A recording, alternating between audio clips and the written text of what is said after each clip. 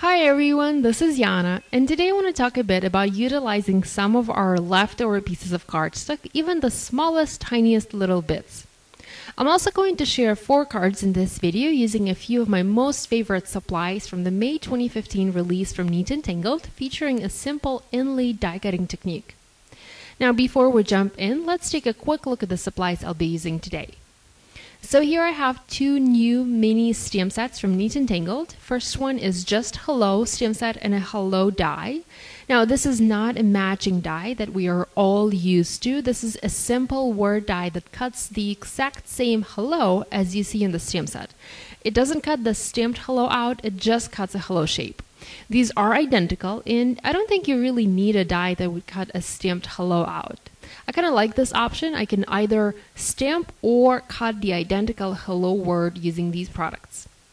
Now this just hello set also has a couple of additional sentiments to use with a large hello, such as just wanted to say, oh hello, and a couple of other fun sentiments. Next I have a gorgeous Send Pretty Mail stamp set, and you can actually get this one for free when you place a $60 order on the Neat Tangled store. This is a free stamp set for the months of May and June.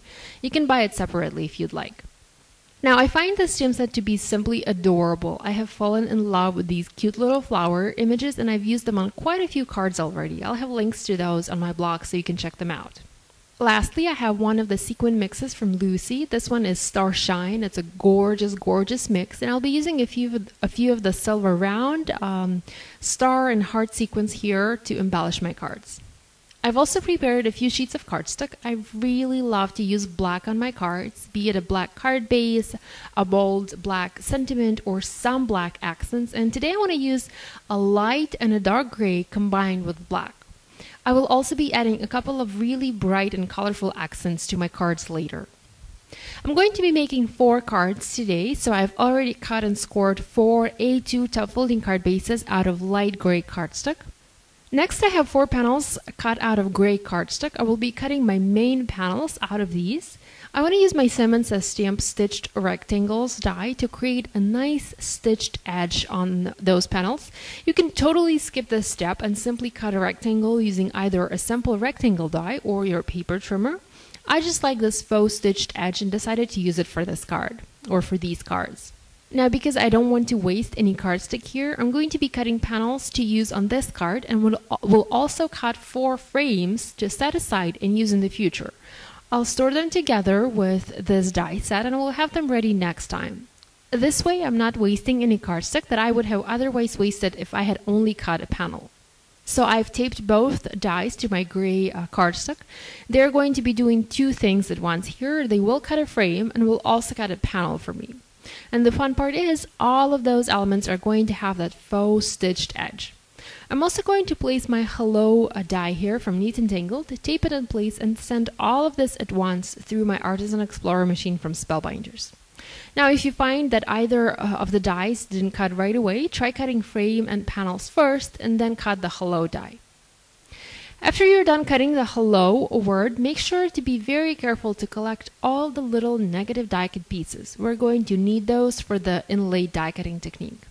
Now, if you don't want to waste time with the inlaid die cutting, which sometimes can be very time consuming, you can simply die cut the word hello out of black cardstock and adhere on top of the gray panel. I'm going to do the inlaid die cutting simply because I think it looks more fun this way.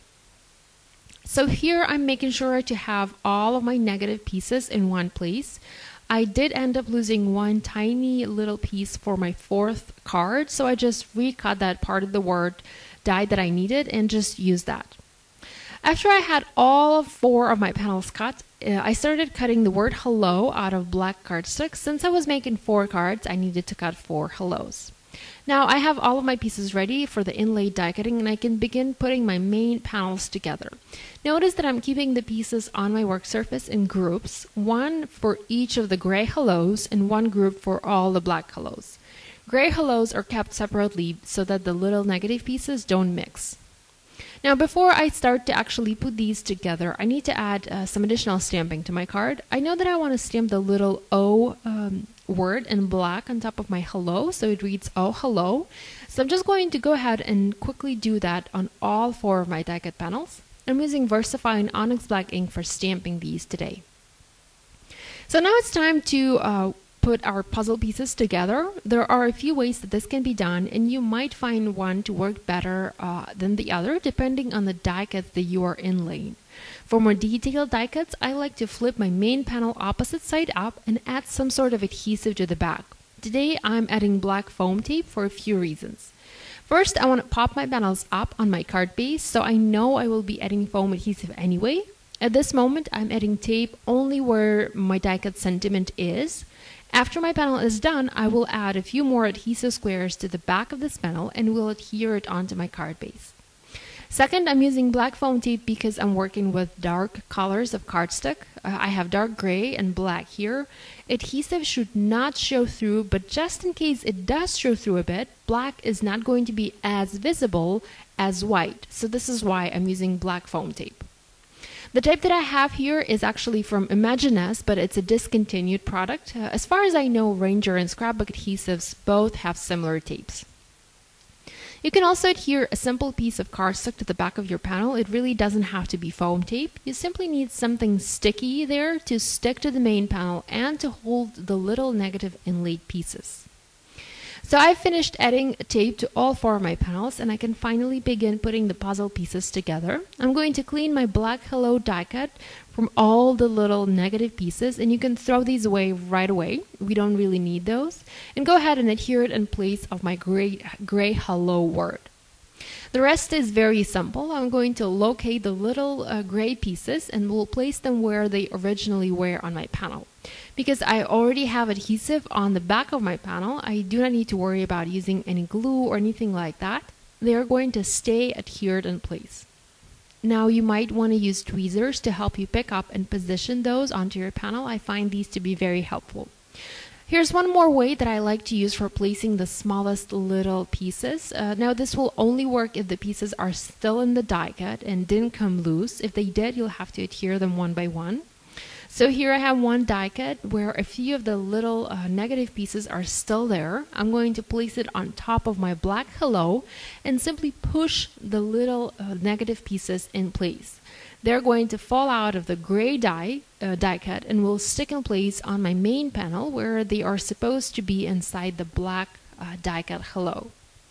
They're super quick and simple. Now this doesn't work all the time as little pieces don't always stay in the die cut, but when they do, this saves a ton of time. Like I said earlier, if you find this to be too complicated, you can simply cut the Hello out of black cardstock and adhere onto the gray panel, on top of the gray panel. But I just love the whole process and actually find it relaxing, so I don't mind playing and putting these puzzle pieces together. I do call them puzzle pieces. Okay, now that we have our panels ready, I'm going to tidy up a bit. I'm going to keep the gray Hellos and I'm going to store them together with my die and use them in the future. I don't want to throw these away as they are perfectly fine die cuts. Next, I'm going to be working on those bright and cheerful accent pieces for my card. I'm going to look through my leftover cardstock tray for a few colorful pieces of cardstock. I just need little bits and pieces here. I always try to throw any leftover pieces of cardstock in this tray or basket, and I have found it to be very useful. I'm able to utilize the leftover pieces better, and therefore I'm able to save more on cardstock as I'm not cutting a full sheet to make just one tiny flower or one tiny embellishment. I have the same identical tray for white cardstock and a slightly larger tray for patterned paper, and it is really handy. I used to have a vertical box for little bits and pieces like these. It didn't seem to work for me. I have found this horizontal tray to be the best option personally for me. And you can see I keep all sorts of pieces in here, even some full sheets of cardstock. I do have some very old textured cardstock samples from Basil and from American Crafts and all sorts of stuff in here. So now that I have those pieces out, I'm going to stamp a few small and large flowers as well as small and large leaves from the Sending Pretty Mail stamp set from Neat Tangled using VersaFine Onyx Black ink. You can heat emboss these in white embossing powder if you like, but I found that stamping them in black is going to be faster and that black will also match the black die cut Hello on my card. These tiny pieces of cardstock are perfect for images like these. Had I not had these leftovers, I probably would have not used full sheets. I always save them for card bases or large panels like the gray panels that I have on my cards today.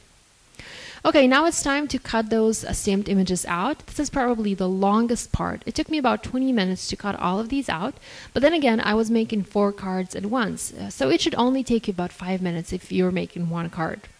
I even had a cup of coffee while I was cutting.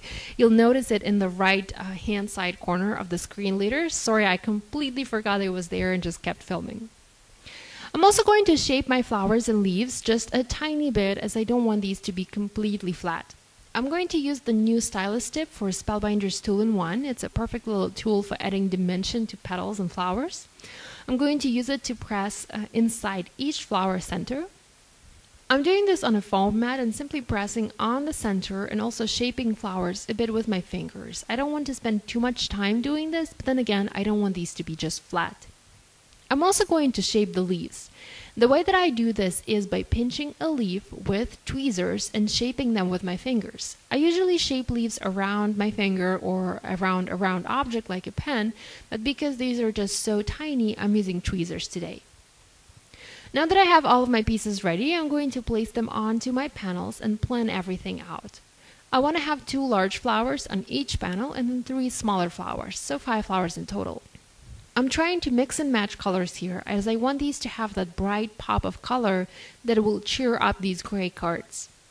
I'm going to use multi-matte medium adhesive from Ranger to adhere these pieces down, and also white foam squares to adhere one of the larger flowers. I want to have one popped up above the rest.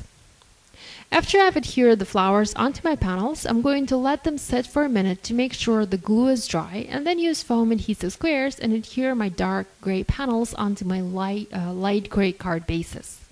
Once that is adhered in place, I'm going to use one of Lucy's sequin mixes to embellish my cards. So here's one more look at my finished projects using leftover pieces of cardstock. I think that these turned out pretty neat, and I'm happy I got to use some of my leftovers. Now, how do you utilize your leftover pieces of cardstock? Do you have a similar tray like I do? I would love to know. Please share your thoughts in the comments section below.